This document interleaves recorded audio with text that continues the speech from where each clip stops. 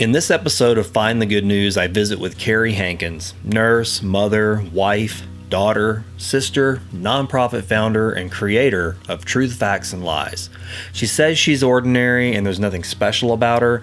I tend to disagree. I see her standing up and helping teens when she could have easily done nothing and just worried about herself. Maybe the fact that she's ordinary but doing extraordinary things is precisely what makes her special. She's the right person at the right time to do the work she's doing. I think she's good, and I think you'll find the good in her too. Wake up, it's morning. You're dreaming up a story. I can hear the way it's going, 'cause you're laughing in your sleep on the path to your deliverance, and a holy wall of light pouring through your window. Old news, bad news, fake news. Sometimes you just want to shut it all down and get no news at all. With Find the Good News, I aim to change that by focusing on good people doing good work. I visit with artists, educators, civic and spiritual leaders, musicians, business owners, students, volunteers, and everyday citizens who are using their creativity, resources, and talents to bring hope and happiness to their corner of the world. In each episode, I dig into the hearts and minds of my extraordinary guests. We have street-level conversations about relatable things going on in their lives. Discover the critical life experiences that shape them, the perspectives that drive them, and the fundamental beliefs that are anchoring them to a path of goodness. There's a lot of news in the world. My name is Oran Parker, and I'm going to find the good. And I love you just as well. There's something fascinating about the unscripted mind, I think, where you end up going and what you learn about people. That just really, it's always fascinated me, but that's really shining light on people in a whole different way. And that's kind of what got me thinking about you and other people that I've met through my job. Because on one hand, I can say, I know Kari Hankins, And then on the other hand, I go, well, if I really sit down and say I know Kari Hankins and someone gave me a piece of paper and said, well, write down what you know about Kari Hankins. Well, I can make a short list. And you might be able to do the same for me. Mm-hmm. But do I really know you? And then the question is, well, do you want to? I was going to say, do you really want to get in here, Oran? Yeah, well, I do. Because I, as you know, the name of this is Find the Good News. And something that's really, and this is just for me, it's like I only know me this well.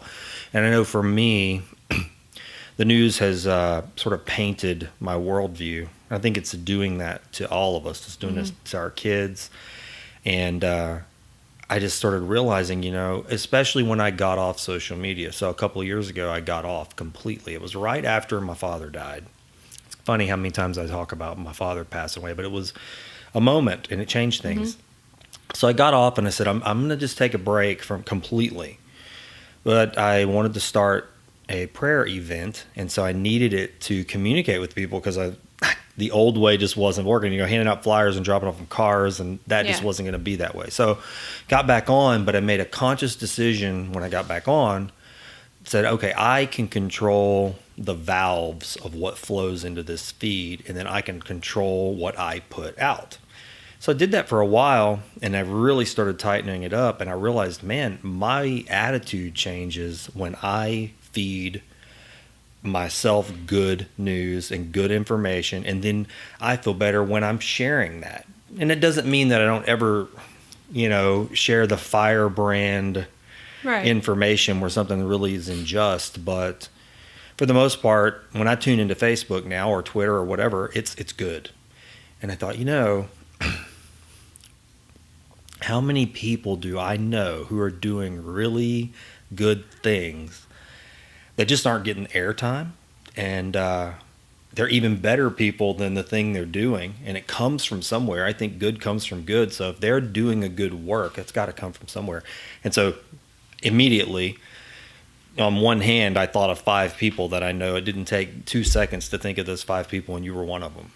That's very flattering, but also seems like so misplaced. I'm so very average, like just stumbling through what I'm doing and putting one foot in front of the other and playing the cards I was dealt. Is kind of how I see it. But so let's talk about that. What are you doing? So is this for like... Yeah, we've been recording. Oh, fabulous. Yeah, we're doing it. We're on. So I started Truth, Facts, and Lies in 2016. I guess if we backpedal a bit, I'm a family nurse practitioner. And for a while I was doing adolescent GYN visits at a pediatric practice in town and was allowing about an hour in these exams just for education and to talk to these girls about what's going on in their life. And we quickly realized when we were giving factual, non-judgmental information, they were changing their behaviors without me ever saying, you shouldn't do that, or offering a recommendation. They changed on their own. And we're so proud to come back and tell us that. So that's kind of where the seed for everything for Truth, Facts, and Lies got started. They were also making big life decisions based on bad information they had gotten from a friend, which is, from a parental standpoint, is not ideal. Yeah. So that's where the seed started. In 2016, the Kids Can Initiative asked for awareness and prevention programs for teenagers. As our community grew, we were looking at the needs and kind of anticipating problems that would come up. So I got put on that committee, and we were looking at human trafficking, online solicitation, suicide, and abuse. And I pitched this little idea that would kind of look like DARE maybe, where we'd pull some kids and work real closely with those kids, get them really comfortable, give them factual, non-judgmental information, and they would go share it with their peers. I didn't think anything of it, just this little easy-peasy program we'll do in high schools. So that was April of 16. We started in 5 schools. We became an independent nonprofit that summer. By August, we were in 9 schools. The following year, we were at 13, and this year we're at 21, I believe. And it's become my full-time unpaid job. Wow. So, Truth, Facts, and Lies. What exactly is Truth, Facts, and Lies? Because you said it, but for the viewer, I know what it is. I forget. But, well, yeah, no, that's okay. Because, I mean, they don't know what that is, and I do, but tell us what that is. So Truth, Facts, and Lies is a 7-session education program. Schools can do it a couple different ways. Some schools have put us in health education, so every kid that comes through health ed is going to be in Truth, Facts, and Lies. Some schools pull a group of about 30 kids, and they participate. I'm going to the Houston Ballet Academy this year, and I'm going to teach their professional students. So those are kids living in it's like a boarding school almost for ballet. So lots of schools are doing it differently.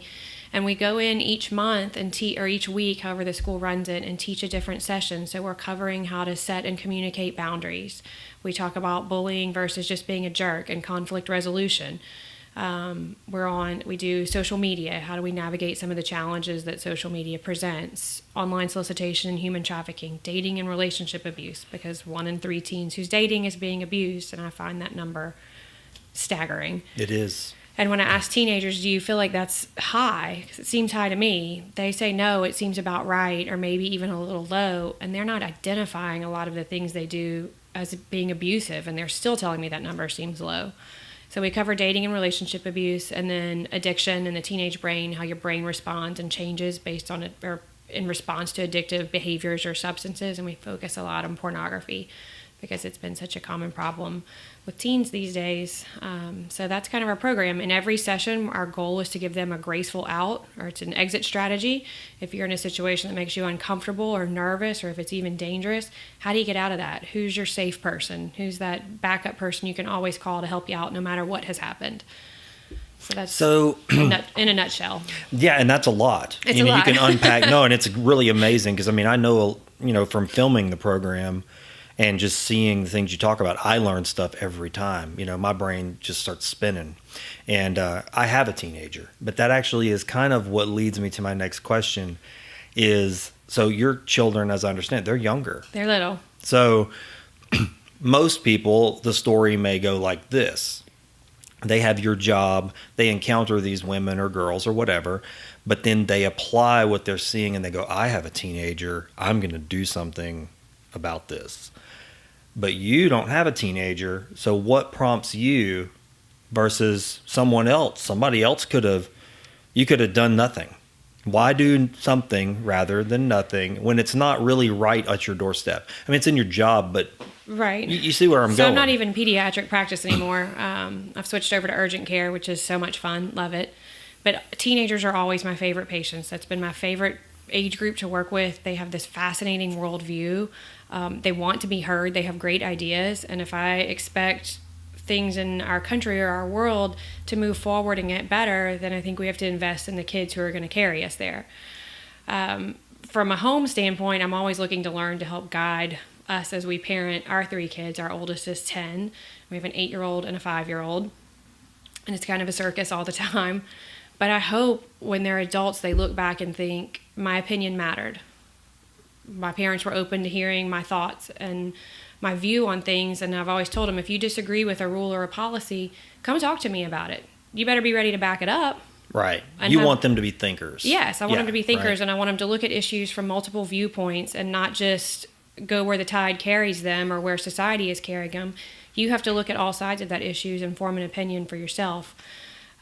So I don't know if that necessarily answers your question. Yeah, it does to some degree. I mean, I have some more questions about that because I sometimes digging inside of myself, I find that I've done something or I've made a choice, and this choice that I've made upon reflection came from something else that maybe happened, and not just one event, maybe a series of important things that maybe even go back to very early childhood. I do that all the time, and I'm fascinated once I start putting those little dots together. So, I mean, for you, So there's a few. I've been incredibly blessed to be surrounded by these amazing, strong, funny women my whole life. My grandmother, who had every right to be bitter and angry and mean. She had the hardest life, still loved everyone. She never met a stranger. Everyone was welcome at her door, her table. She was going to take you in and feed you and love you. She had a kind word for everyone, which as a kid was mortifying when she was going up to strangers and complimenting their hair or whatever it might be. But she just exuded warmth and strength and perseverance and honor. So there's that. I hope that at the end of my life, I've made my grandmother and my parents and my sisters proud. I love the JFK quote, and it actually goes further back. It's from Luke. He adapted it, but to whom much is given, much is expected. And I feel like I got plopped down into this amazing life with parents who raised me up and said I can do anything I want, and I have amazing sisters.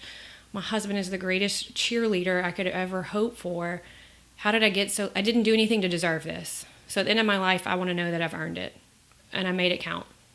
that really goes back to what I said. Why do something versus nothing? You know, what puts a seed in you that blooms like that, that when you've received a blessing, you intuit that I should give that away, that the gift is in giving it away.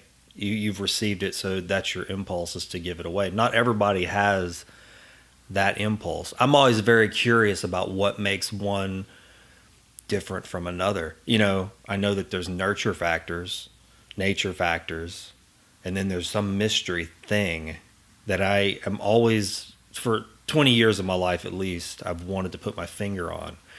And every time I try to, I find books or things in life that kind of frame around that, but I can't quite give it a name. But there's just some kind of mystery spot that makes a person different than the next person, outside of their nurturing and outside of nature.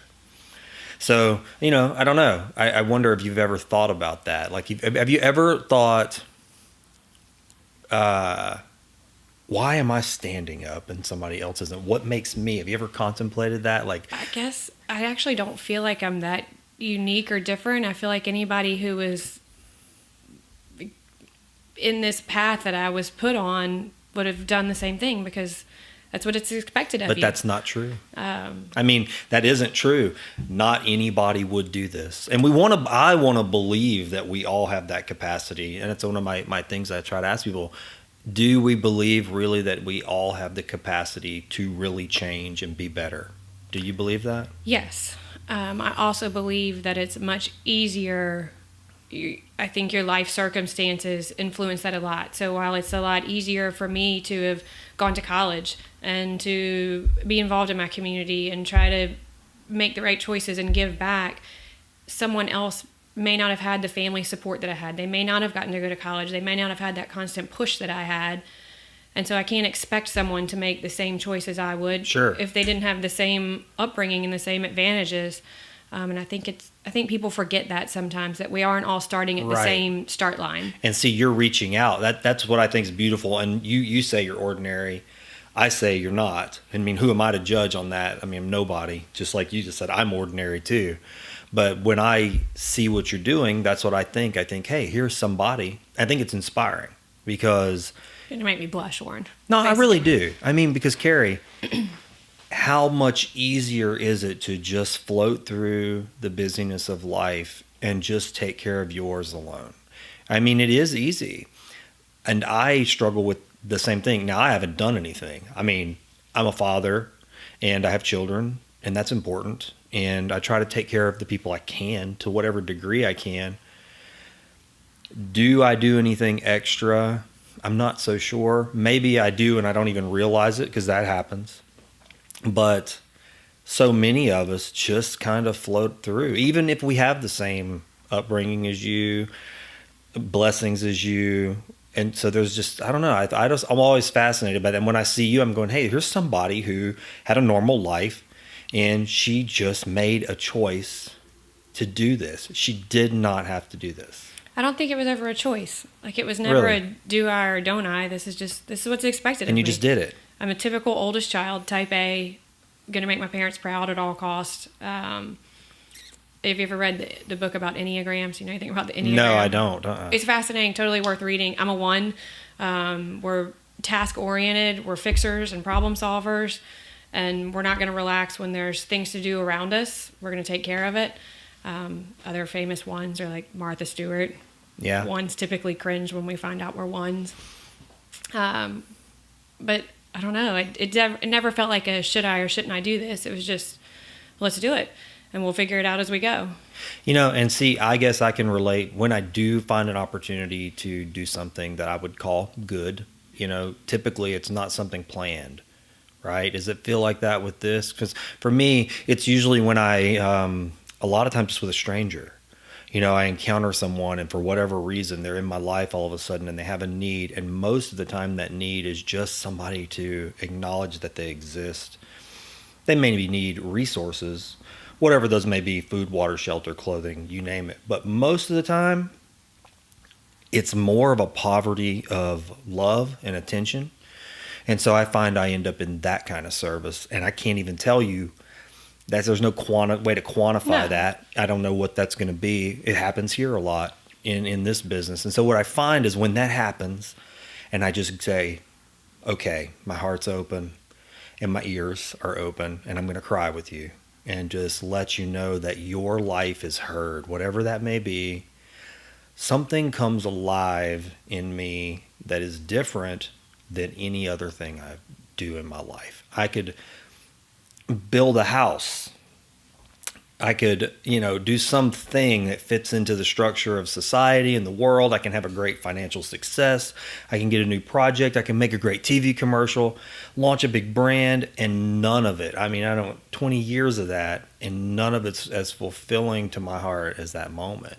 Do you does that kind of, can you relate to that with Truth, Facts, and Lies and what you're doing? Do you have those feelings like that? Yeah, there's definitely days where I feel like, oh my gosh, we've raised all this money from our community. I'm now not working as a nurse practitioner very often, if ever, so I'm not financially contributing to my family, which is, I've worked since I was 13 years old. Yeah. It's strange to not have Sure, that's a big change in your whole income. tempo.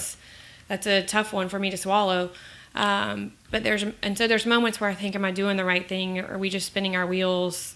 Is this all worth it? And then something will happen with one kid, and I'll get to have one moment with one of them and think, okay, maybe through all this, one person's life is going to be a little bit better, or we're going to have one little change because of what we're doing. And I think I have to remind myself on days, if we made one person's life better, then it was worth it. Yeah, I think that's totally right. I think that group mind and group think, and sometimes it can be bad. I think it's good to work as a unit with a lot of people, or even in communities and things like that, but sometimes that can go sour and lead a bunch of people in the wrong way, and we can start to go, well, the whole group, we got to do what's right for the whole group. And then at some point we forget that there's like little individuals that are kind of getting squashed in the herd.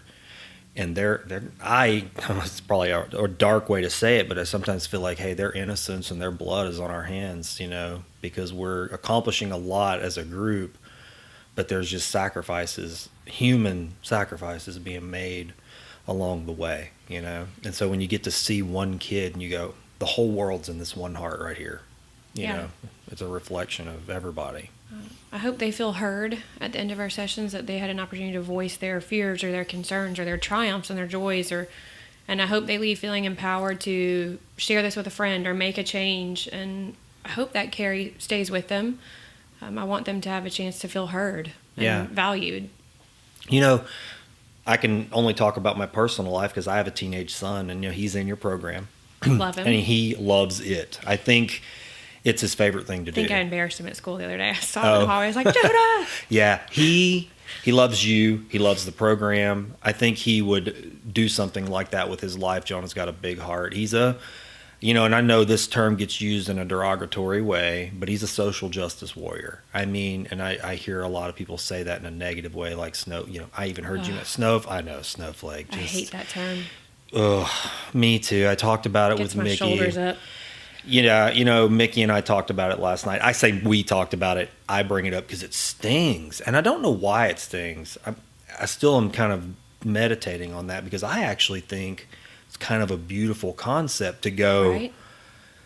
Okay, I mean, snowflake feelings, whatever. But in reality, I am a snowflake. There's no other one of me.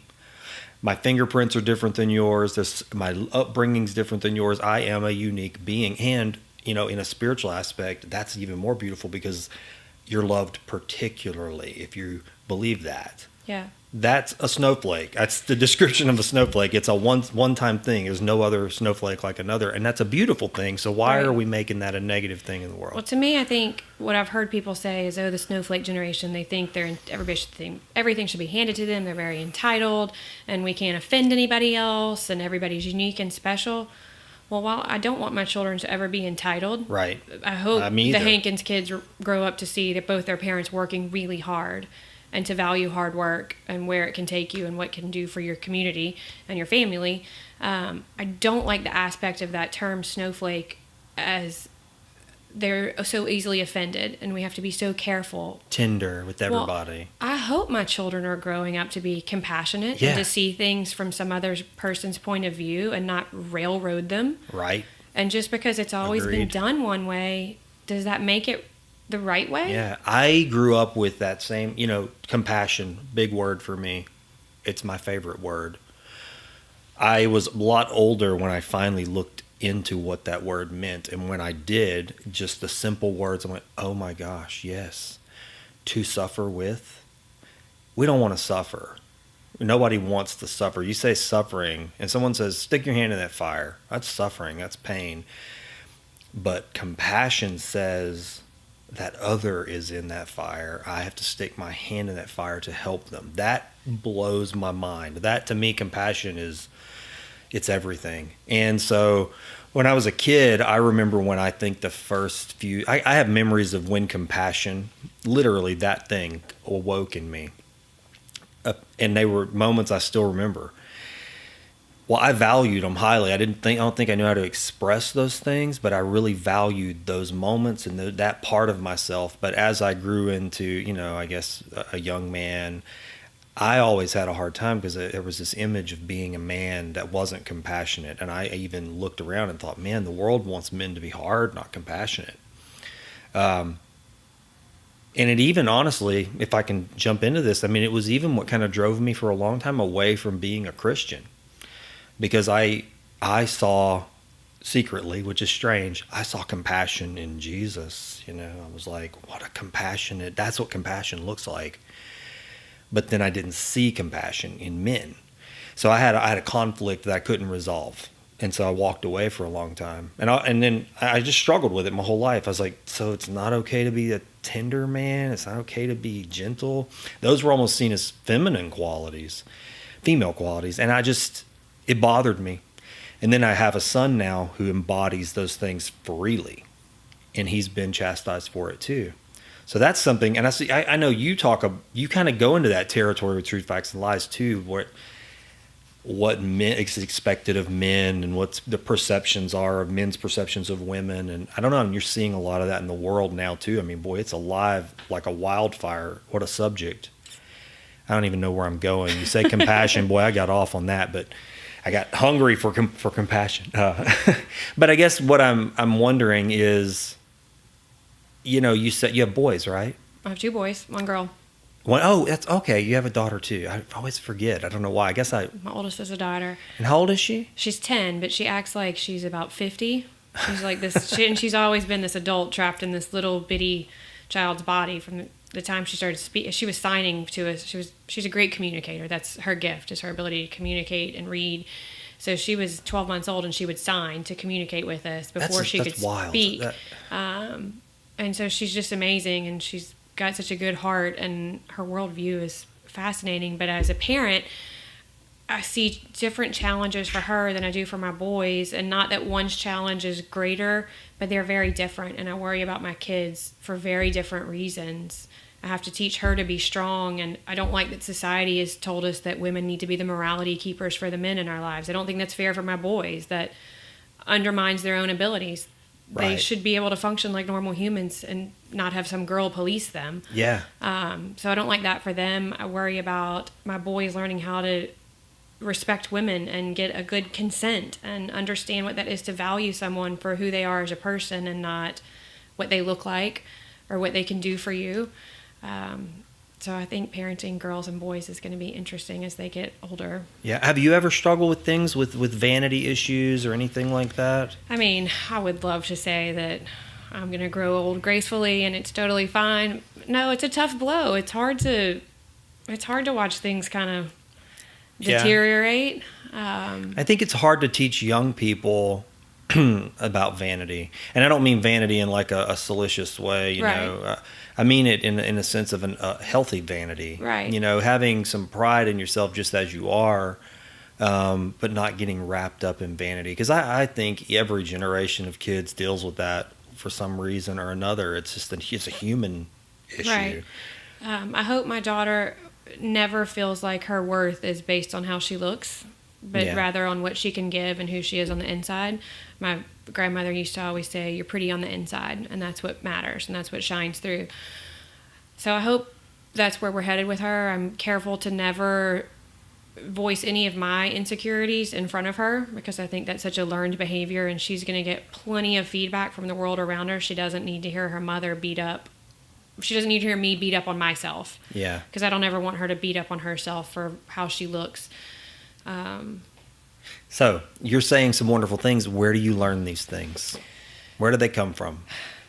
I mean, you're saying this is what you want and this is how you feel. Is this something you've learned or is this something that you felt? And where does that come from? I call those things good, okay? And this shows find the good news. I wonder this a lot. So where does good come from?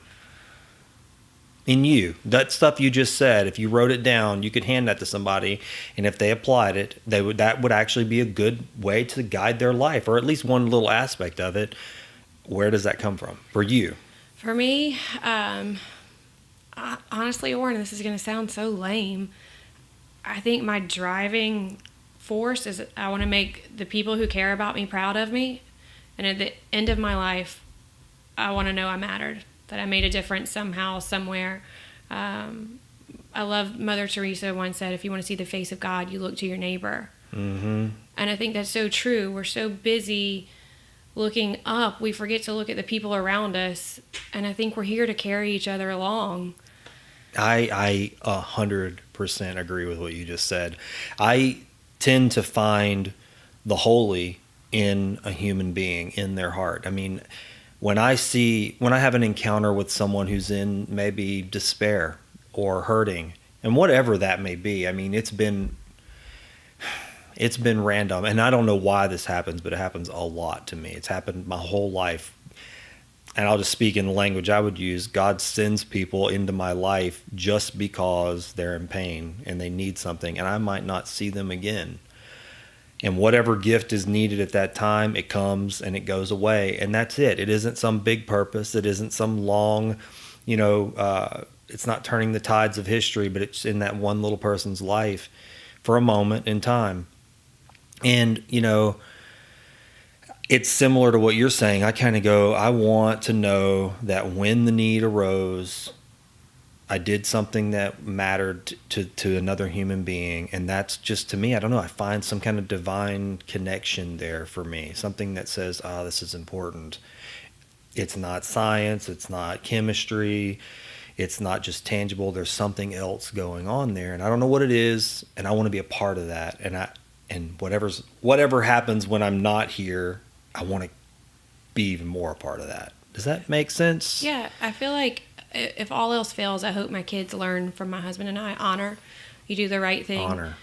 When no one else is watching, even if it's hard, I want you to be honorable, because I feel like if you have that as your foundation, everything else falls into place. Yeah. And I watched my parents live their lives like that and give back to their community and do the right thing for each other and for their family and those around them, even when it wasn't easy.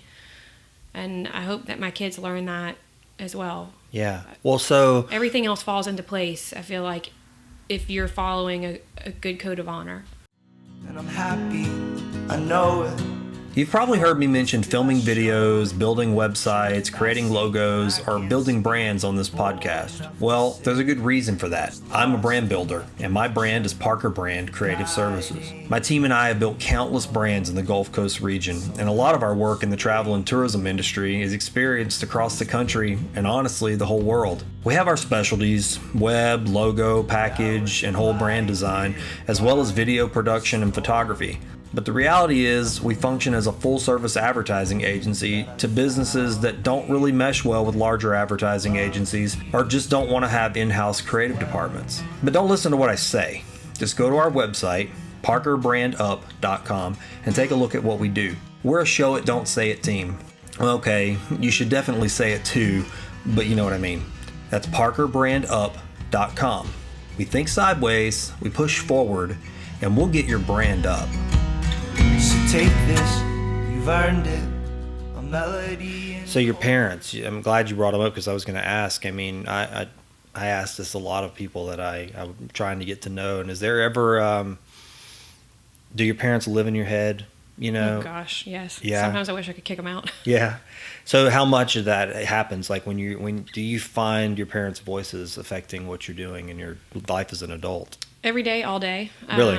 Oh yeah. My mom's. Who's stronger, mom or dad? So both in different roles. My mom's involved in Truth, Facts, and Lies when I first got this crazy little idea.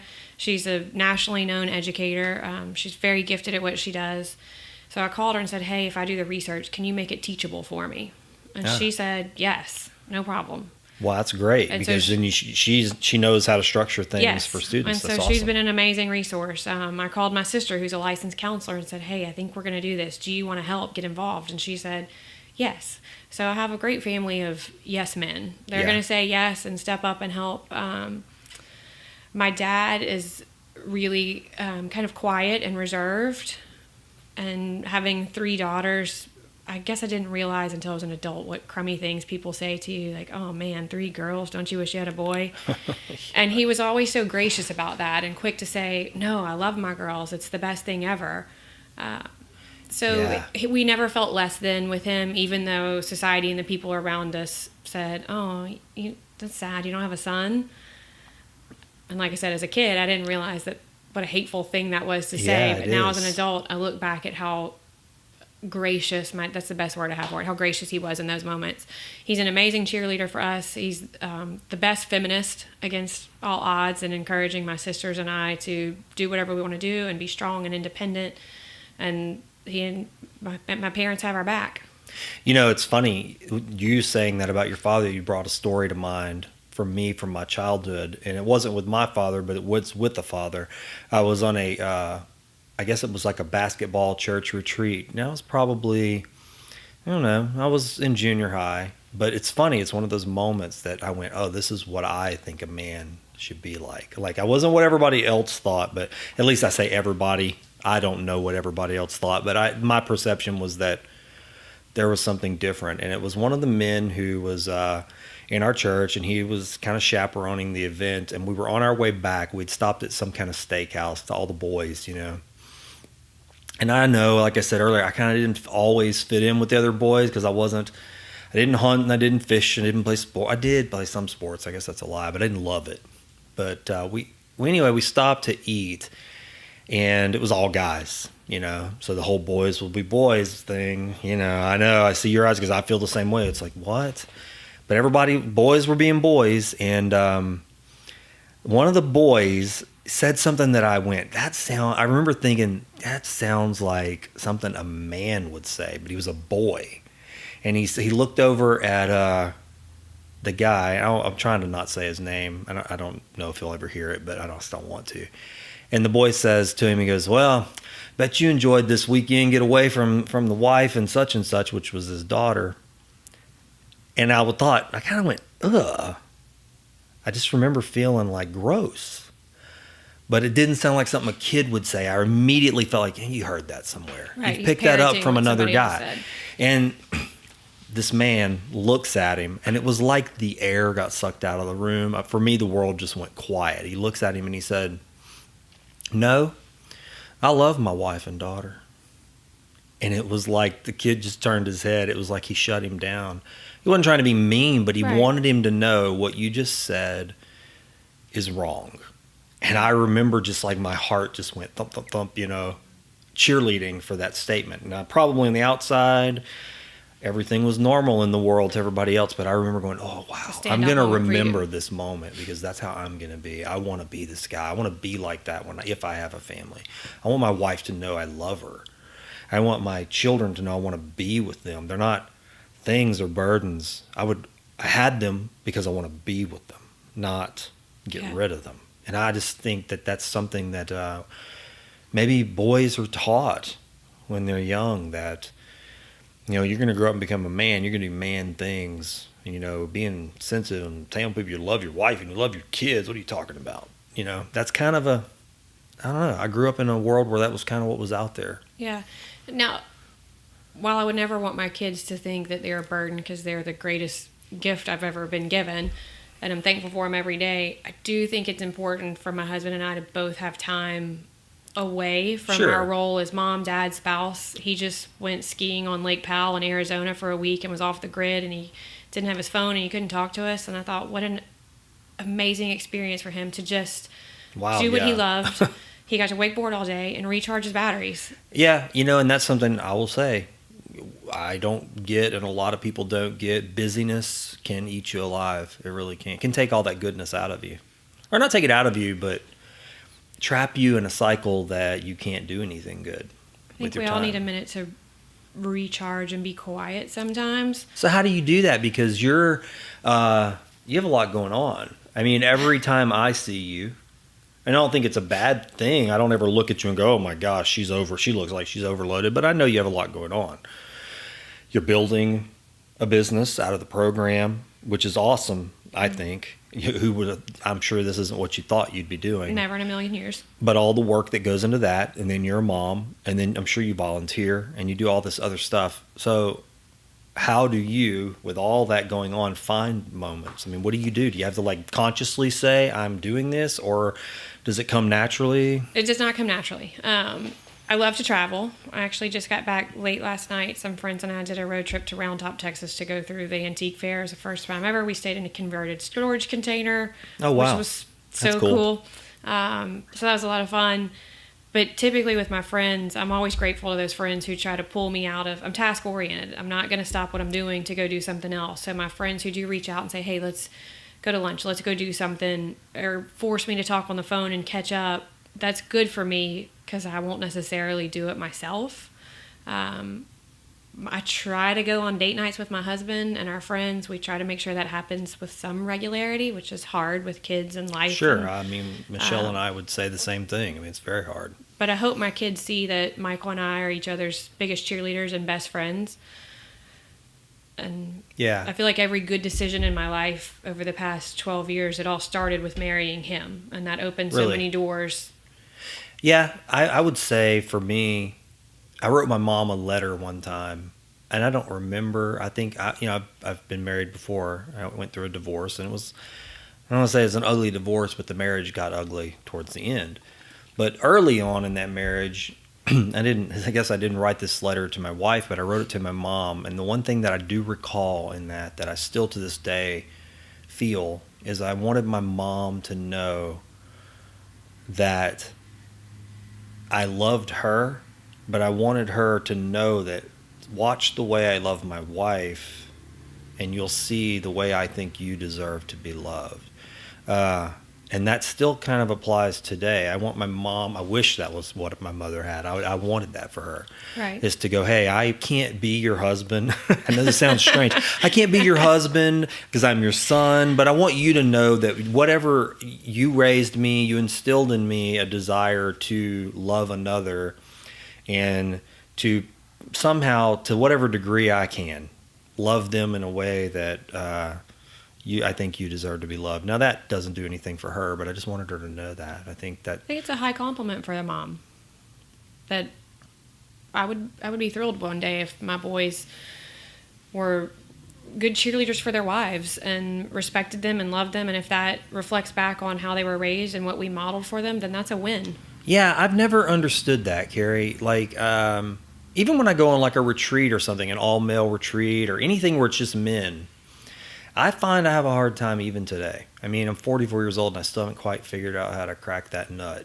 Like what is it? Because it's almost every time. I just have a hard time because I find those kinds of conversations come up quite often. And I know this maybe doesn't directly relate to Truth, Facts, and Lies, but maybe it does, because what you learn when you're a kid sometimes just is what plays on up into adulthood. And so I have conversations, or I'm in conversations with men where things like, glad to get away from the wife, or calling the wife maybe, I don't know, I don't even know if this is the word, but the old ball and chain, right, or the wife or her. And it's sort of like and I almost get the impression, honestly, I don't know if this is it, but I almost go like, why get married? Like, what was the point? Yeah.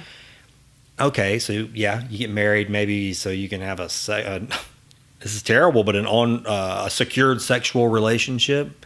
I guess that's one factor. Maybe when you're younger, that's something you think, oh, this would be great. But I don't know. I start to wonder, like, why be married? Why be in this if that's how it feels to be with this other? It's such a drag. Yeah, and it's pretty common. I mean, I don't know if women know this, but I can tell you from a man's inside the locker room, so to speak, just the times that I do wonder in there, those I guess gatherings or whatever you call them, just little clusters of men, that does happen quite often.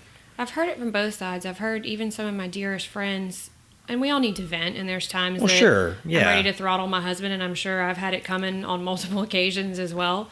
But we don't, and we try to deal with it with some degree of humor. And there's going to be times when I want to vent to my best friend, but I still try to do it respectfully, and I hope he is extending the same courtesy to me, because when I do hear a friend say something really hateful about their spouse, I just think, yeah, you're supposed to be each other's cheerleader. Right. I'm going to tell you right now, I mean, my wife's in the building so she can hear me, but if she wasn't, I would say the same thing. And this isn't no compliment to myself, but that's sort of a line for me.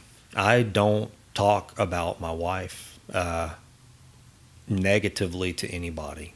I really don't. I can't even tell you if I've ever done it. I mean, maybe I've brought her up if we're having some kind of a problem, and I'm not talking about a relationship problem, but just a problem at home or a problem with a child and the way we're dealing with it. And maybe even if we disagree, I might bring it up, but I've never just said, I don't have a feeling. There's not a veil, I guess, for me. Right. I don't know.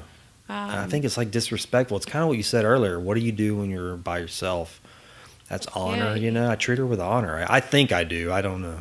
Maybe we're unique. I hope not. That's sad to me if our relationship is unique in this way, but I can honestly say I love that man now more than the day I married him. That's all. That's beautiful. Especially through getting Truth, Facts, and Lies started, in those moments where I thought, this is too hard, or this is time away from my family, this is disrupting our home life. Like, I have all these great male feminists in my life, and we both read the book Lean In. I haven't read it. It's phenomenal, but he's been in the back of my, over my shoulder saying, "Lean in, Kari. Like, you got this. You can do Lean it." in. And Yeah, that's funny because I say that, believe it or not. I say lean into it. I tell my son that all the time. I'm like, when something hard comes, I always have this picture in my head. I have this walking stick I walk with, and I always think of like being on that stick, like in the wind kind of blowing, and like, okay, lean forward just a little bit. Our react most of the time when something's hard, we just go, blow the other way, and like, find a new path or find a way around it. And maybe that is the smart move sometimes, but sometimes I think leaning into things, they go by and you learn something and it changes you. You come out the other side, and some things sometimes are better. You're just better for it. You were asking me earlier why I do what I do, and I guess the conversation led me back to that. Because when we went into this, I don't know why I do what I do. But as you're talking about leaning in, leaning forward, I ran a half marathon several years ago against all odds. And there was another runner, and she had on a T-shirt, and all her kids had put handprints on the back of her T-shirt, and it was 6 little hands pushing me forward. And I think that's so true. It's my kids pushing me forward, my husband behind my back pushing me forward, saying, "You got this, you can do it." Yeah. And I don't know that I'd be able to do it if I didn't have such a good support system at home. He's not going to be upset if I'm gone in the evening doing a presentation, or we're going to a conference in Nashville to try to get this in the hands of other schools, and he's cheering me along and not making me feel bad for 1 second about taking this opportunity or trying to make something of this. Yeah. You used the term male feminist. And I've read it in articles online, and I think I may not fully understand what that means, and maybe someone listening to this doesn't either. What does that mean to you when you say that? So one of our programs, we have Take Charge in addition to Truth, Facts, and Lies, and that's been a program just for girls. And we've had 2 sessions in Take Charge. One is called Kiss My Harassment Goodbye, and it's all about, it started with the Me Too movement. One of our teenagers came up with it. That was pretty clever. Yeah. Mm-hmm. She's pretty smart. So they named it, and it's all about sexual harassment, what it is, and sometimes more importantly, what it is not. And then how do we find our voice and stand up for ourselves? And in that session, we talk about what does it mean to be a feminist. And we start out in the beginning, raise your hand if you're a feminist. And half the class will typically not raise their hand because I think it's gotten a negative connotation. But the definition of a feminist is anyone who supports gender equality. Yeah. And so by the end of this, we ask again, raise your hand if you're a feminist. Like, everybody should be. Yeah, I see what you mean. Right. And so when I talk about my dad or my husband being great feminists, they never once thought my place was behind someone else or my place was at home, and there's nothing wrong with that's where your place, that's what you're called to do.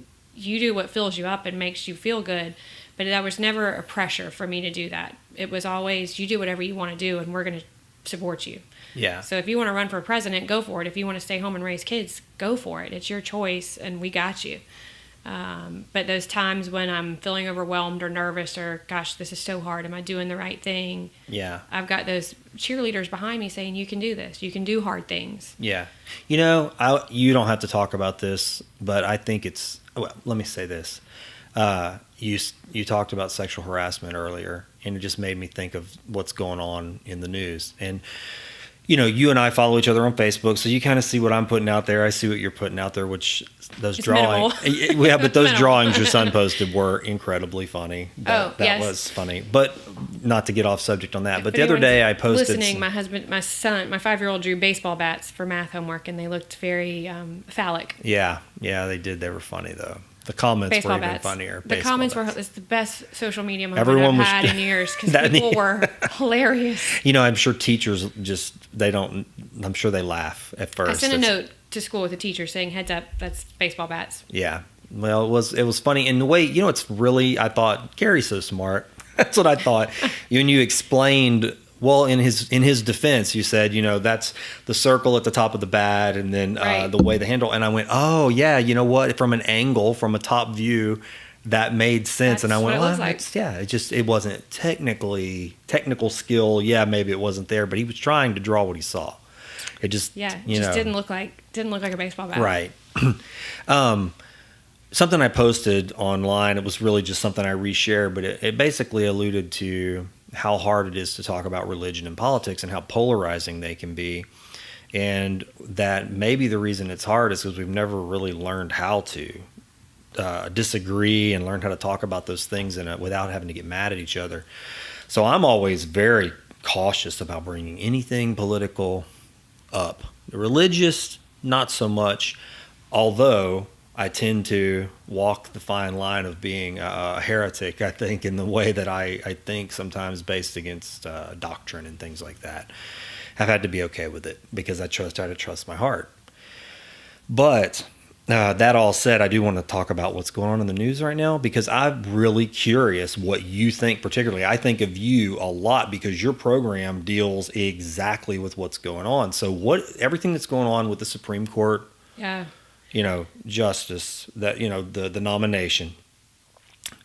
What kind of message do you think what's going on in the news, if you just follow what's coming out of that, what do you think it's telling kids coming up in the world right now who are exposed to that? I'm not sure what it's telling kids. I know what I'm seeing from the adults in my life, and again, what people post on social media, which kind of makes me crazy. I've seen a lot of women and moms post along the lines of, we need to be careful because now anyone can say anything about our sons and ruin their reputation, whether it's true or not. I feel like that's a dangerous stance to take. I genuinely am not worried that someone is going to accuse my son of something he did not do. If that happens, I pray it doesn't, but that's not a worry on my shoulders. I worry that my sons won't get a good consent one day and won't read a situation correctly, because I know when you're a hormonally charged teenager that's hard sometimes. Yeah. And I know that men and women are inherently different, and that's okay. But I do expect my boys to be in charge of their own actions. And I do expect them to get a good consent and be respectful and honorable. And so we lay that groundwork at a young age. I was very discouraged when our president tweeted when this all first started. If it had been that bad, she would have come forward earlier. Yeah, that bothered me because that's so detrimental to anyone who's ever suffered any kind of abuse and who carries that weight with them for years. Yeah. And just last night, a good friend said, why now? Like, it's suspicious that it came up now. Why now? I said, well, if you've carried it forever and you thought, well, I'm just going to try to be okay with it. This happened. I don't want to talk about it. Because that's a pretty normal response. I'm just going to carry this myself. But then you see this person who's done something to you be nominated for the highest court in the land. Maybe it's hard to sleep with that at that point. Yeah. And that's when you decide, okay, I have to say something. It's funny because for me... Not saying he did it or didn't do it. I don't know. I wasn't there. But it's not the fact, right. It's what we're asking everyone to accept. We're saying, well, hey, the character of this person matters. We're not asking what his character is like because he's going to be working at a fast food restaurant. Not that that's a bad job, but we're not asking that question. This person's going to be the highest court in the land. And I don't know. How can I talk about this? I don't like that this issue it almost seems like it's become so political, and it's a right versus left. Yeah. And the right says she's just trying to ruin his good name, and it's all right. a scam of sorts. And the left is saying, well, we believe her wholeheartedly and we should always believe women. With everything, I feel like the truth is probably somewhere in the middle. Sure. Sometimes. Yeah. And I feel like if this happened to her, then she has every right to pursue it, and we have every obligation to listen. Yeah. And to investigate that. And while I want my kids to respect our judicial system and our government, because I feel like that's all this is all riding on, is that we trust that this system is going to work. Right. For my daughter to trust this, I have to know that we're not going to put someone in office who, and not that you can't make a mistake and get better. It's such slippery territory. Oh, I know. I've had all these same thoughts you're bringing up. Like, it kind of goes back to what I asked you. Can we change? Do we change? Yeah, we can change. So maybe he did something horrible and deplorable. Right, and then maybe he changed. As a teenager, and maybe he's changed. Right. The way he has handled it wouldn't, if he did do it the way he's handled it, I don't think illustrates that he's changed. There was no ownership of, yes, I did this. Yeah, right. And I'm remorseful or regret. So, and still, maybe he didn't. And, maybe he's just terrible at handling things, which, you go, a lot of people have said, if this is how he handles things, do you want this person on, on the Supreme Court? And so I get that. And I would ask that about anybody. Do you want, whether they did this in the past or not, let's say they've changed, how they're handling it now is a reflection of whether that change was authentic or not. My other big frustration in this is all the people who are saying, well, what about Bill Clinton, and what about, and they're listing all the what about whoever. And I watched a news program a while back, and he talked about that being a debate tactic, whataboutism. Yeah. Well, what about when it happened before? Right. Well, it doesn't change what happened now, and it shouldn't have happened then, but we're not going to use that as an excuse to not deal with what's happening now. Yeah. That's faulty logic. Right. I totally agree with that. And that frustrates me. I guess for me, I thought about your program immediately as it's escalated and more has come out in the way it's going. I thought about your program, and then I also thought about people close to me in my life. I've had several. It's sad that that's a common thing, but several people that are close to me who have been through things like that, and who haven't. On one hand, I know somebody who did speak out, and I was asked to be their voice because they were afraid. And so I was the first person that was told. And then I said, okay, this is hard because I know the person who's the offender, but I've got to get over that. I've got to get over the fact that this didn't happen to me, and I didn't see it, and I wasn't there. But this person who it did happen to, I believe them. And if it is happening, and maybe not just to her, I need to stop it. And so I brought it to the people who would be the stoppers. Okay, I'm trying to be super vague. But nothing happened.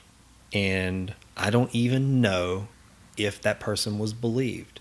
And I know now that for sure it happened.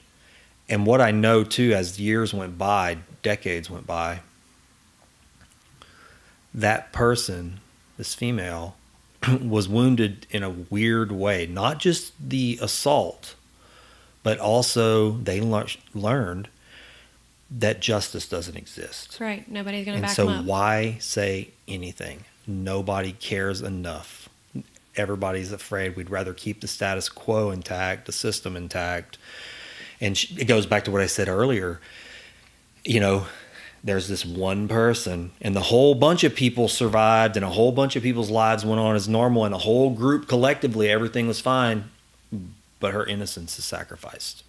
And she was on that altar, One of the big things we work with our students on is they call it my person. And we're identifying who's that person you can go to, because just in the last year, I've had 2 friends disclose a history of abuse that happened to them, in early high school into college, and they've just carried it and they haven't told anyone, and now they're adults and they're looking back on that.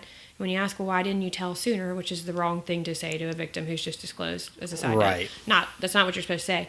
But they didn't want to get in trouble. They were ashamed. There was guilt associated with it. They didn't want their parent to know. So one thing I want teenagers who leave our program knowing is, no matter what has happened to me, no matter how much trouble I think I'm in, or how wrong something was, or whatever it may be, who's the one person I can go to? Something I work with my daughter on.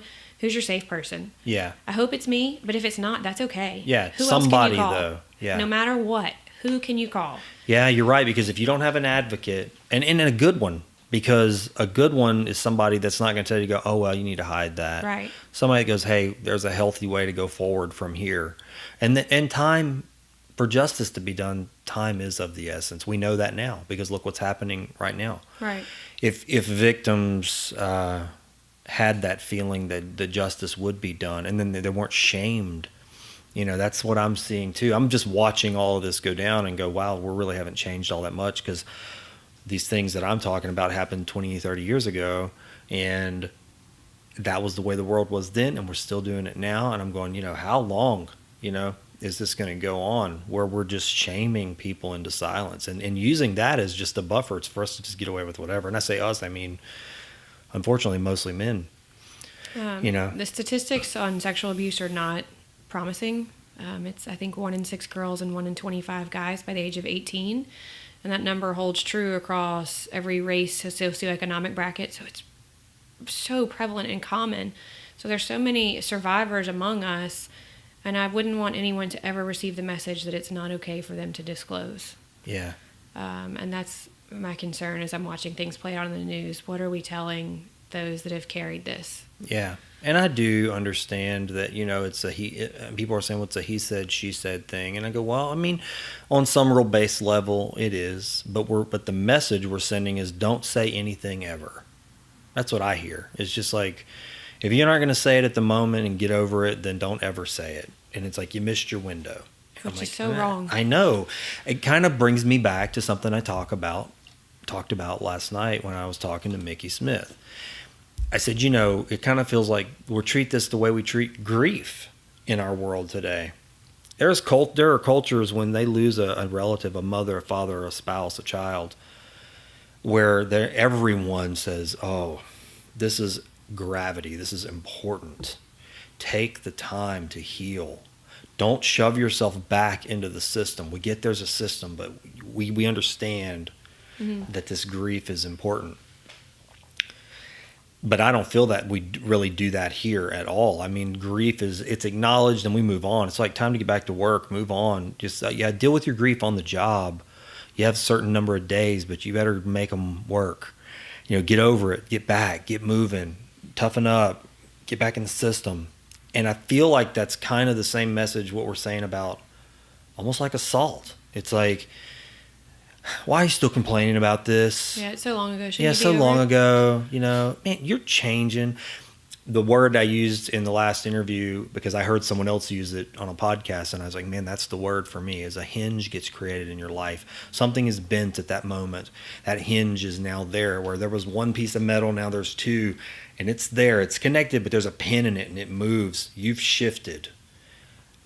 Assault shifts someone's life. I know it. I've seen it. And right. we're treating it and politicizing it, I think it's just terrible, personally. Now, this is supposed to be find the good, and I'm talking about finding the bad. But, I mean, I do actually have a belief that sometimes to find the good, you gotta sometimes get a little upset and actually say, hey, this isn't right. There's a to make something better. Writer I follow, and I can never remember if she's ever listens to this. I hope she'll forgive me. I can't ever remember her name's Glennon Doyle Melton or Glennon Melton Doyle. But she coined the phrase brutiful, and how through brutal, hard things, something beautiful comes. Yeah. And it gives you a chance for growth or change or opportunity. And I just always, I think of that when I watch a friend going through something tough. Oh, I agree. Actually, I mean, you can look at almost any of the ancient philosophers or any wisdom book of any kind, or even religion, and you're going to see some version of that where it's, there's a shucking away or a burning away or going through a suffering for something new to be born, rebirth, all of that. I mean, it's all, I actually think, and this is where it gets heavy, that's how everything is. I think you can look at just outside, just look at a thing. And I guess the Buddhists would call it interbeing. And everything has the pattern of everything else in it already. I mean, you can look at the rise and fall of a flower and the way it is reborn and what has to happen for those little pods to, spread around, for the flower to die, for something else to come along, for the soil to get tilled, for everything to happen just the right way, or for new trees to be born, lightning has to strike. I mean, look around at the world and you go, that's all what renewal is something that seems chaotic and destructive, but giving birth to the wonder that we behold, and I think that's what's going on in people too. I really, really do. I can see it in myself. I see it in my son. I see it in my daughter. I mean, my daughter is a female who's struggled with everything that everything you teach at Truth, Facts, and Lies. When I first started going to Truth, Facts, and Lies, it was the first thought I had. When I filmed you for the first time, I thought, oh man, I just wish so badly that a program like this had existed for my daughter.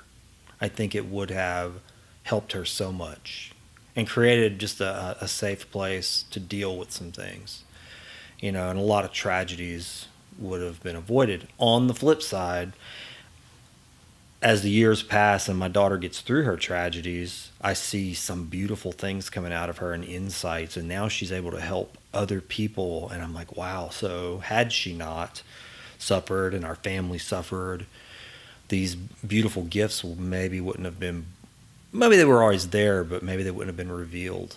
I don't know. Have you ever had anything that you would look that way? Like, oh wow, this was a pain, but it changed. It gave rise to something new in you. I hate to sound vapid, but no, like Really? I have led just an exceptionally charmed life, which I think helps again inspire me to give back because I didn't do anything special to deserve this. Yeah. If I'd have made one different decision at one point in my life, my whole life could be different. But things have played out. Like I said, it's a charmed life. I hate to. No, That makes me sound so. It doesn't. I don't want to say vain, but it's with a huge sense of gratitude that I say that. Yeah. So no, I haven't had to struggle with anything major. There's not been big tragedy in my family. I mean, my dad had a heart attack when he was 40, but he lived. He's still with us. So we've had little health issues with our family. My grandmother, who I adored, she's my soft place to land. She passed away, but she led this great full life. And I got to have her for so long, so there was nothing tragic about that. No tragedy. Yeah, so no real tragedy for me. In my line of work, I see it and I witness it. You know, as a nurse, I'm there for the darkest, most awful moments of people's lives. But for me personally, no, I haven't experienced that. Well, what about with Truth, Facts, and Lies? As you've done this for the last couple of years, has anything just surprised you? Like you went, wow, this opened my eyes. Something opened your eyes to something that you maybe were in the dark about or weren't aware of? Every day. I'm on Urban Dictionary all the time, learning new words and phrases. I have a whole new vocabulary. There's been lots of little moments where that light bulb clicks on and it's like, oh my gosh, I tell everybody, teenagers now have a much harder path than any previous generation. I would not want to have to deal with what they are dealing with. I'm grateful I never had to date in the age of social media and cell phones. Yeah. That puts a whole different spin on things. But there's been lots of things that these students have said to me where I think, oh my gosh.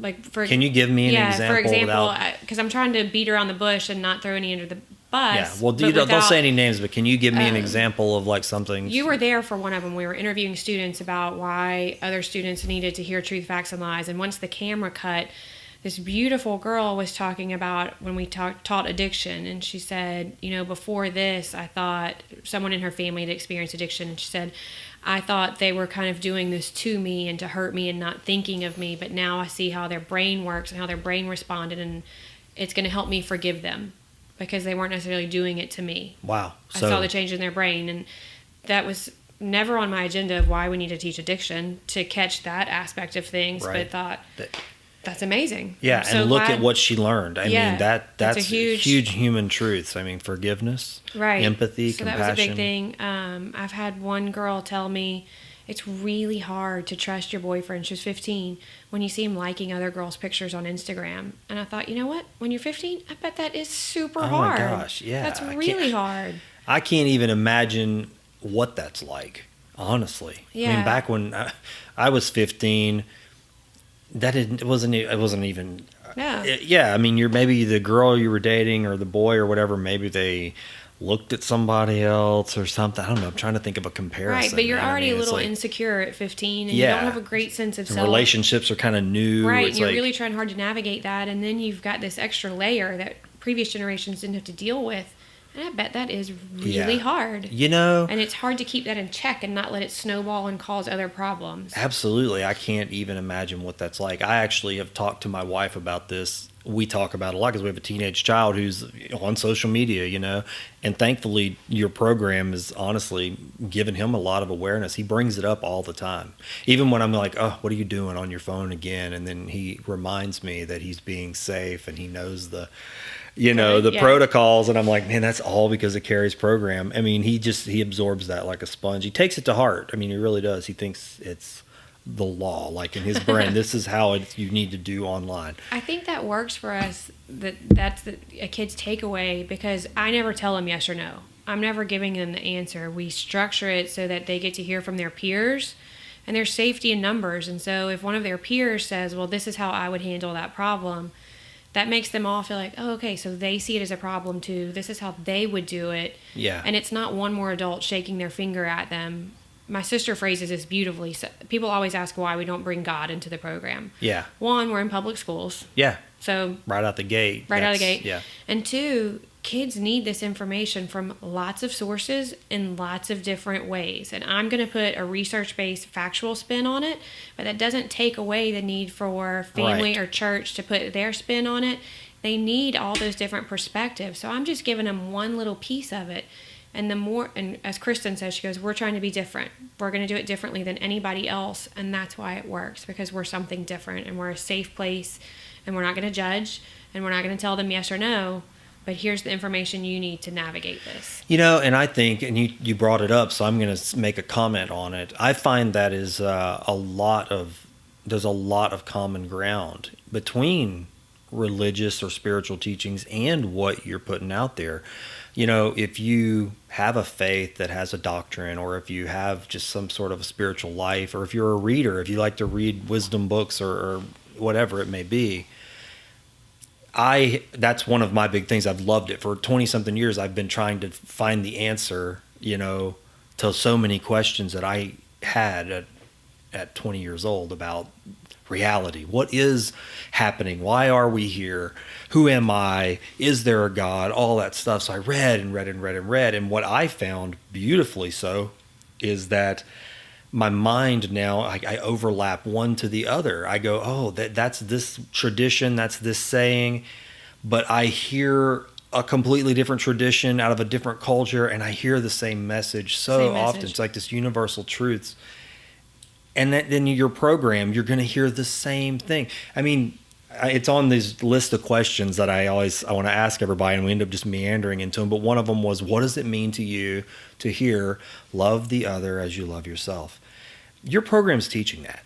I hope that's it's in there. Thread that's woven through everything is that every human has value and dignity for no other reason than that they're a human. Yeah. And we all have basic rights.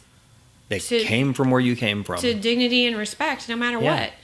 And so I hope that thread is woven through there, and I hope our kids are picking up on that without me beating them over the head with it. You don't have to tell them, right, this comes from this faith tradition or whatever, you can just teach it to them, and then that... And when we talk about boundaries, my boundaries are different than your boundaries, and that's okay. Right. That's totally normal. But what happens when I'm the one stepping on crossing someone else's line, and they tell me, hey, I don't like that? What's our initial response? Well, we're human. For most of us, we're going to get defensive. Yeah. So we're working on keeping that in check. And if we find out we've crossed someone else's boundary, we need to be respectful of that. And that's not them trying to be mean or hateful towards us. That's our problem, and we need to look at that as that's their boundary, and it's okay. Yeah. So we try to look at things from multiple viewpoints in there, how we can correct our own behavior and self-regulate ourselves, and look at conflict resolution and better communication, and what we should expect from others. Yeah. Have you, you have different types of kids in the program, and I've seen some of that. I mean, have you all learned a lot about dealing with different personality types and how to new conflicts arise within the group based on the subject matter, or just one child's temperament? I mean, I find that fascinating. That's got to be... I texted Jonah the other night after our last meeting because I hope he doesn't mind that I'm... No, he doesn't. Yeah, he actually talks to me about whatever you send. I texted him after, said, you okay? Because there's another kid in our group who's a real strong personality, and he and Jonah couldn't be more different. And I suspect having very different high school experiences. Right. And it doesn't make one of their experiences more valid or important than the other, but they are very different. Sure. And I love having them both in there, because while they are very different, and I worry about one of them getting steamrolled over, I do need to hear from both of them, because we need to make sure our program is touching both ends of that spectrum. You handled that beautifully, because I do know what you're talking about, because Jonah talks to me, at least I hope, I cross my fingers. He probably talks to me about 90% of what's going on, maybe more, but I'm sure there's some stuff. I would say that's good odds. Yeah. I like those odds. I hope I get 90% of my I really kids. do. Jonah's kind of an open book, but I do think, like anybody, he's probably got some things that he isn't talking about. But when it comes to your program, I think he knows that I know you and that we work on things with you, so we have a relationship there. So I think he's like, oh, you want to hear about every single detail of what went on. So he tells me things, and I was talking to him about that, and I said, well, that is sort of the point.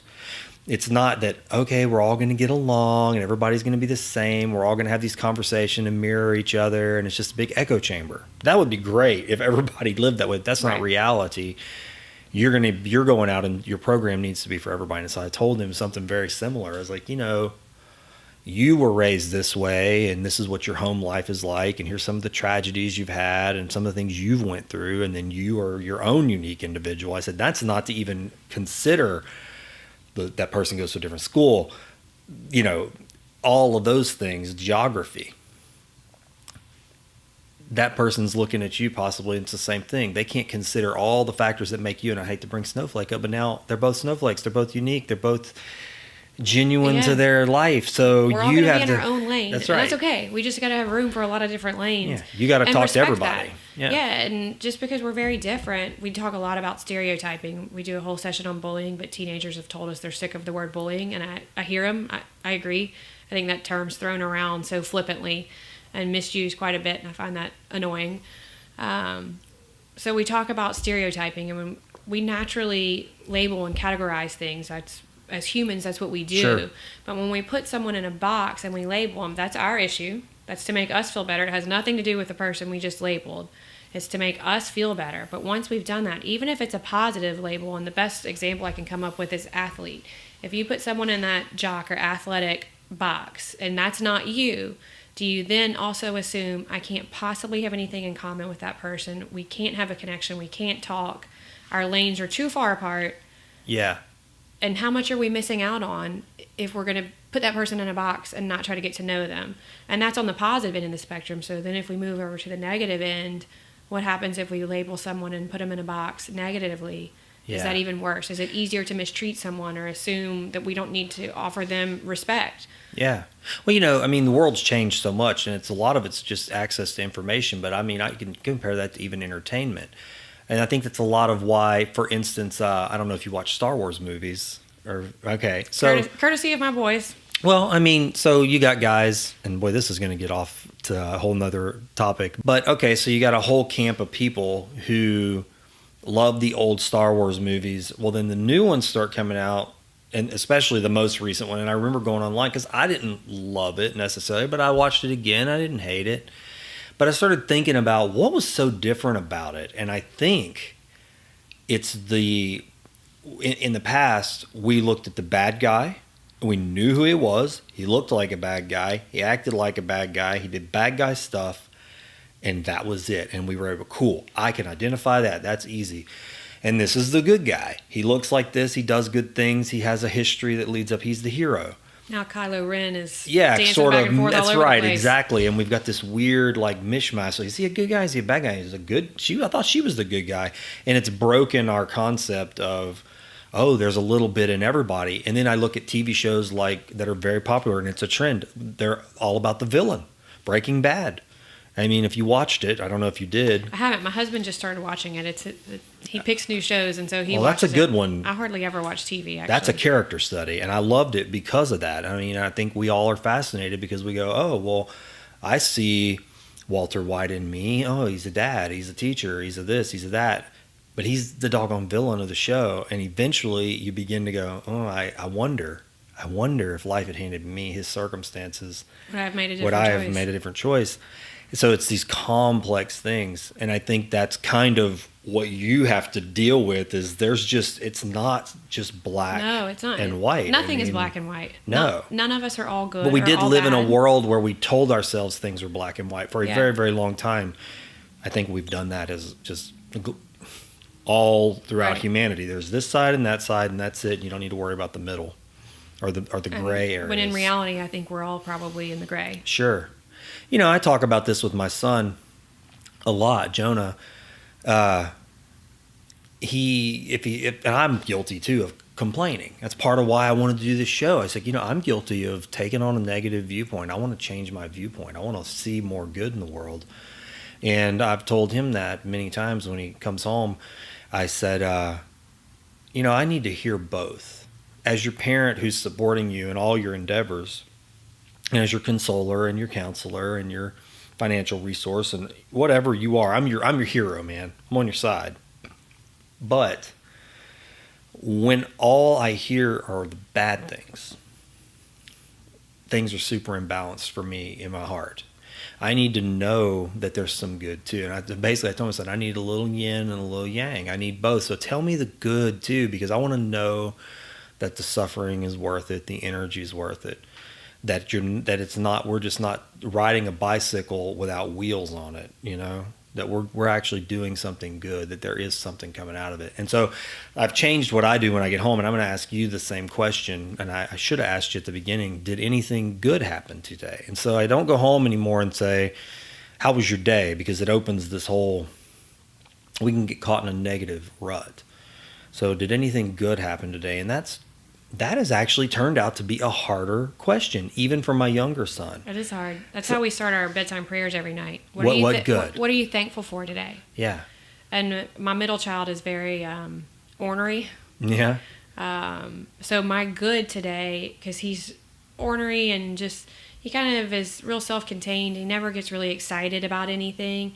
But he's suddenly really into baseball. He watched The Sandlot, and now we're baseball obsessed, which is what led us to drawing baseball bats on our math homework. But he, this morning, was so excited to show me how you throw a knuckleball. And he explained the physics behind a knuckleball. And that was just amazing, watching this kid who doesn't get excited about much.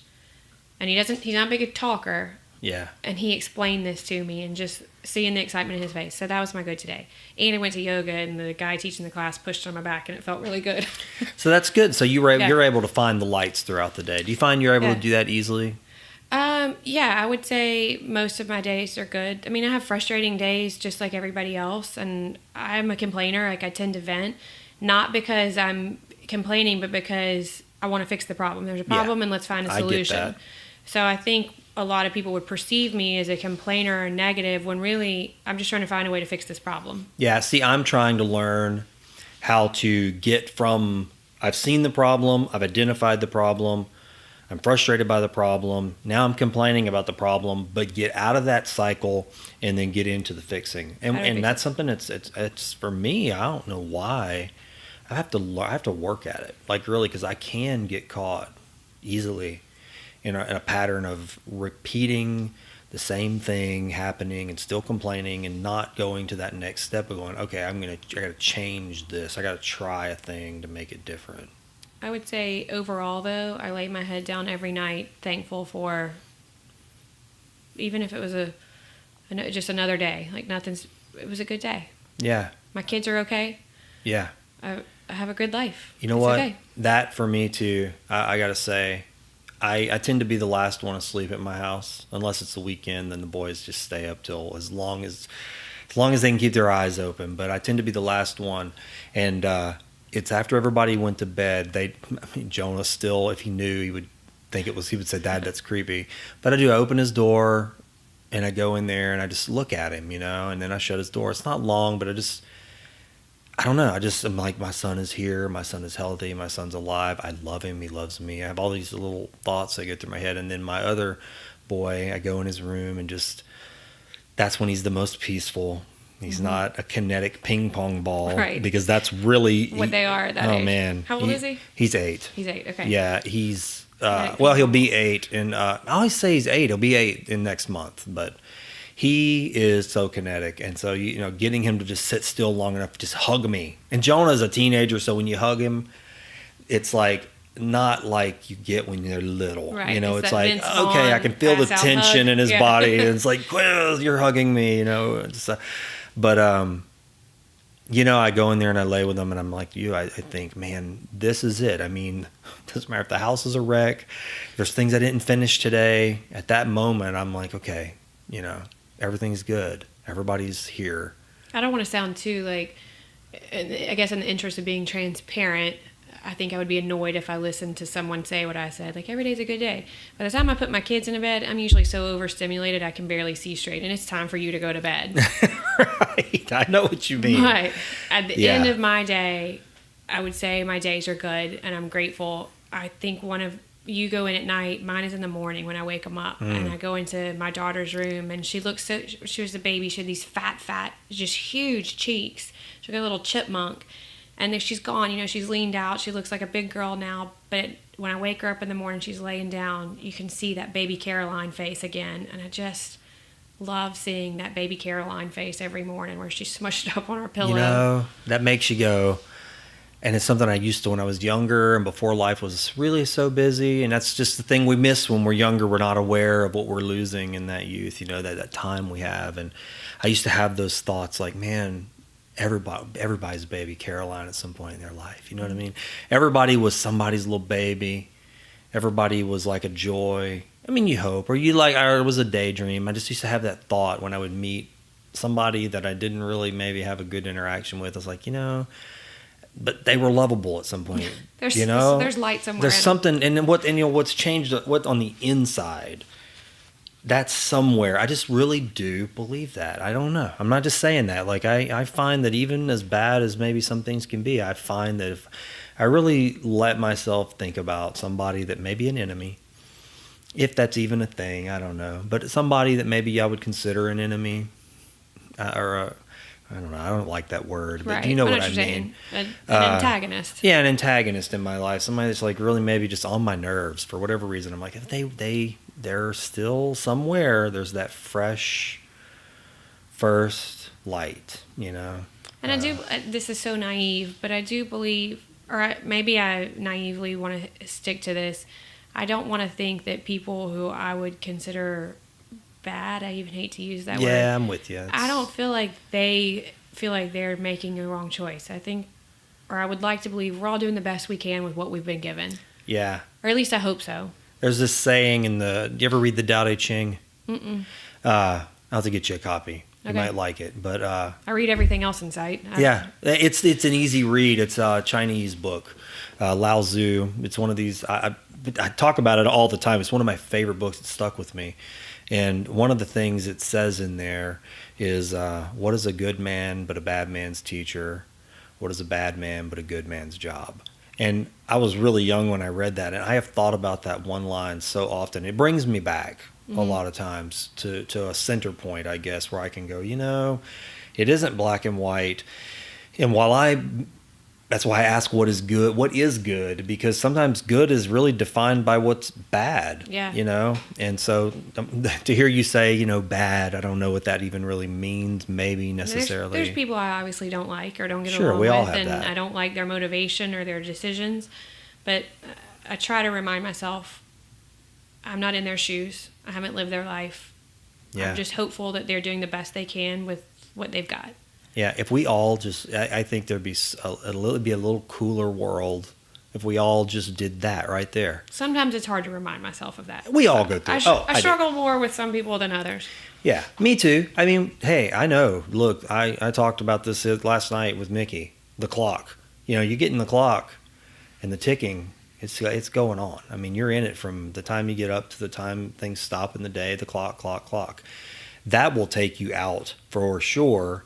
And then you'll forget all that stuff that you've got that's helping you, treat people better and see the other person's point of view and, have some empathy. But if it's just like go from one thing to the next, and I call it the sin of busyness, because it's not busy for anything other than just being busy. And I don't know. I find that takes me out of that place. I have to watch it.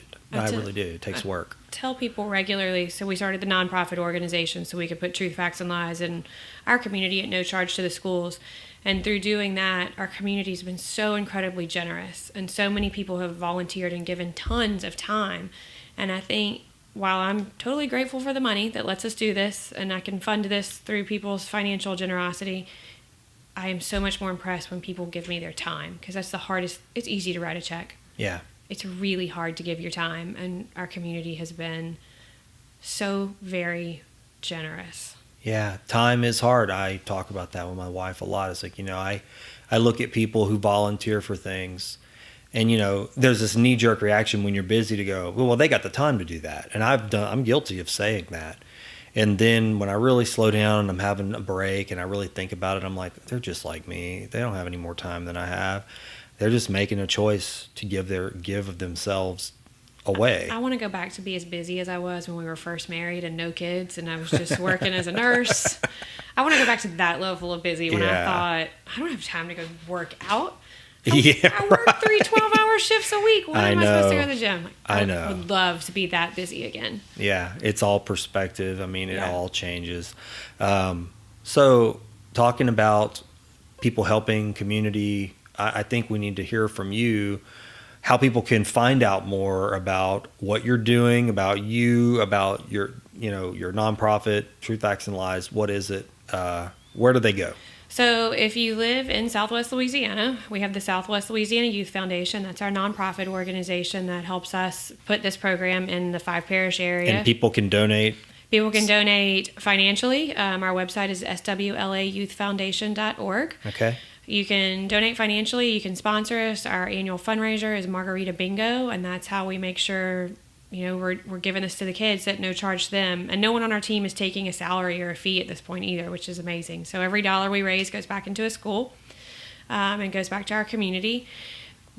On a larger scale, if you're outside of Southwest Louisiana and you're interested in having the Truth, Facts, and Lies program at your school, you can visit our website. It's truthfactslies.org.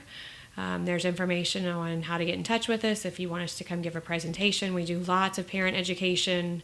I got to speak at the State Nurse Practitioner Conference this year about just from a nursing or medical perspective, how we need to be addressing some of these issues with our patients and their families. And we talked about addiction and that process in their brain, just kind of what makes a teenager unique. So we do that. We're speaking at the Connections Count Conference. It's a mouthful right now. Yeah. In February through Family and Youth Organization, and we'll be talking about teenagers and pornography. So we do lots of education programs.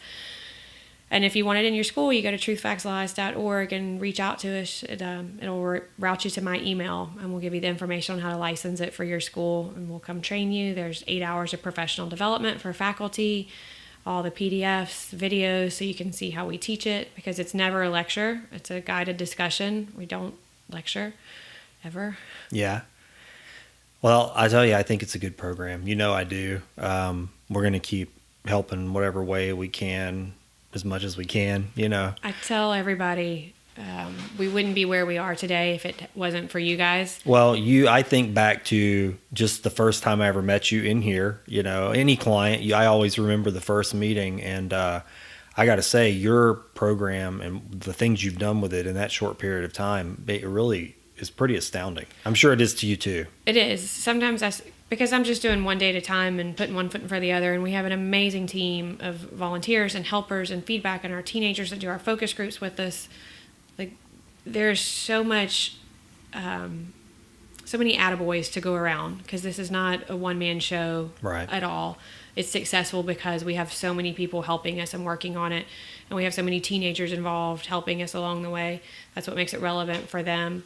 Yeah, your program, your logo was one of the simplest logos we've done, but it was one of my favorites because of, I don't know, it made total sense. We sat here at this table we're talking at, and we had all these ideas and just tons of little sketches, and it was like, we're dealing with typography and typable things, and so we were trying to come up with something that could be multiple things, and sometimes that can get really complex. But then when we landed on the I, is what we called it, the Truth, Facts, and Lies I, and we saw it as an I at first, and then we saw it as an empowerment and a protective stance, and boy, it was like it needed to be. Yeah. It just needed to be. It was just needed to be. Logo. Yeah, real simple and needed to be, and I love it. I love seeing it. If anyone had told me 2 years ago I would have been talking about logos and running a business, I would have thought they were out of their mind. I mean, nursing school never considered it, huh? Never prepared me for what I'm currently doing. So it's every day I'm learning new things, from graphic design books that you've referred me to QuickBooks and tax law. You've done so much. I mean, really and truly, it's impressive.